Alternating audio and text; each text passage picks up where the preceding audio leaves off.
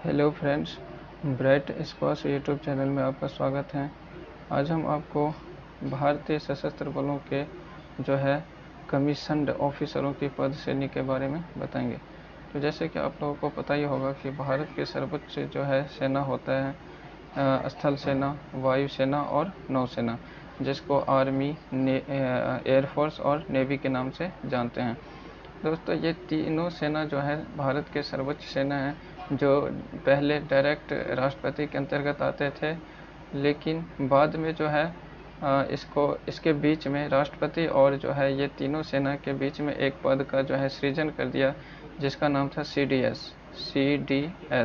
और CDS जो है जिसको बोलते हैं चीफ ऑफ डिफेंस स्टाफ। क्या बोलते हैं? Chief of defence staff. तो अब जो है ये तीनों सेना और राष्ट्रपति के बीच में यह एक मीडिएटर का काम करेगा, CDS।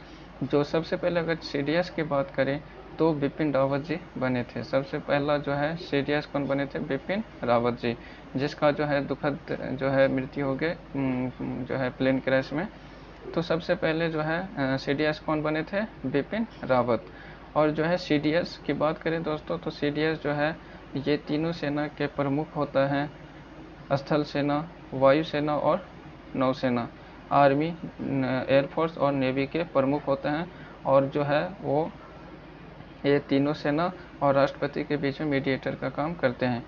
पहले जो है ये तीनों सेना का सर्वोच्च जो है सेनापति होते थे, राष्ट्रपति ही होते थे। इनका जो है पूरा प्रभुत्व होता था, डायरेक्ट राष्ट्रपति इसके अंतर्गत जो है आते थे।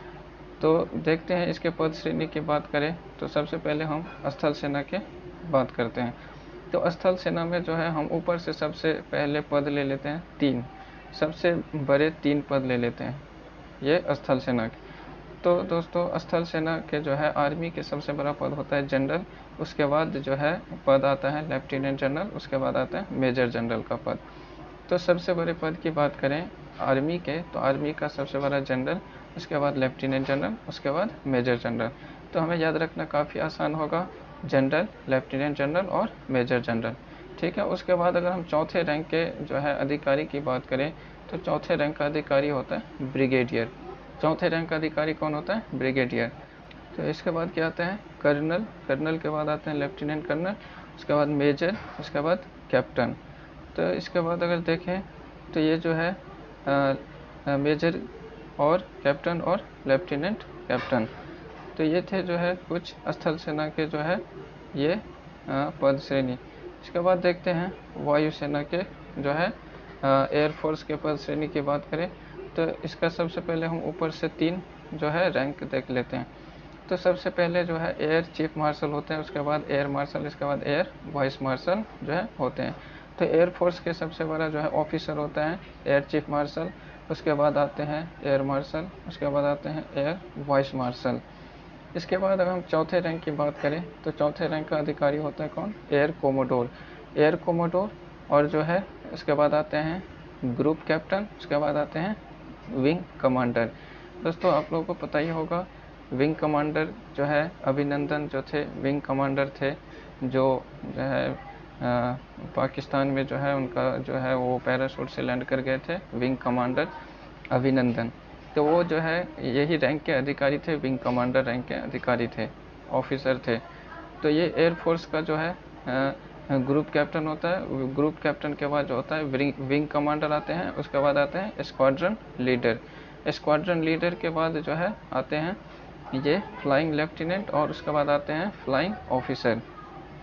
तो ये थे कुछ जो है ये एयरफोर्स के रैंक। उसके बाद देखते हैं ये नौसेना के। तो नौसेना की बात करें, नौसेना जिसको नेवी बोलते हैं, तो नेवी का जो है सबसे बड़ा रैंक, 3 रैंक की बात कर लेते हैं सबसे पहले। तो सबसे बड़ा रैंक होता है एडमिरल, उसके बाद होता है वाइस एडमिरल, इसके बाद होते हैं रियर एडमिरल। तो ये जो है नेवी का admiral, vice admiral, rear admiral, ये 3 जो है सर्वोच्च रैंक होता है। उसके बाद बात करें तो रियर एडमिरल के बाद आता है कोमोडोर। कोमोडोर के बाद आ जाते हैं कैप्टन, कैप्टन, उसके बाद कमांडर, इसके बाद लेफ्टिनेंट कमांडर, इसके बाद आते हैं लेफ्टिनेंट, उसके बाद आते हैं सब लेफ्टिनेंट। तो ये जो है लास्ट से 4 रैंक की बात करें तो कमांडर, लेफ्टिनेंट, लेफ्टिनेंट और सब लेफ्टिनेंट। तो ये थे जो है कुछ हमारे भारतीय सेना के बारे में, जो आर्मी, एयरफोर्स और नेवी का जो है पद श्रेणी